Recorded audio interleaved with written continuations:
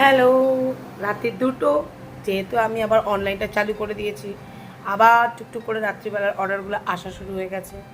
এবার তোমাদের সাথে শেয়ার করব রাত্রিবেলা কী কী অর্ডার এসছে। অনেকদিন ভিডিও করা হয়নি, তাই ছোটো ছোটো ক্লিপ নিতে পেরেছি, কারণ অভ্যাস নেই অনেক দিনের। সেইগুলো আজকে দেখাবো। এটা ছিল দোকানের অর্ডার, একটা প্যান ফ্রাইড মোমো। এটা আমাদের জাম্বো মোমোটা, যেখানে কাস্টমারের ডিমান্ড ছিল স্পাইসি প্যান ফ্রাইডটা করতে হবে। এর সাথে এর পরেরটা ছিল একটা স্পাইসি রামেন, যেখানে ডাবল সসেস ছিল, একটা নর্মাল স্ক্রাম্বলড এগ ছিল, তার সাথে একটা সানি সাইড আপ। এখানে এটা আমার একটা ফ্রেন্ডের অর্ডার ভোর 4টের সময়।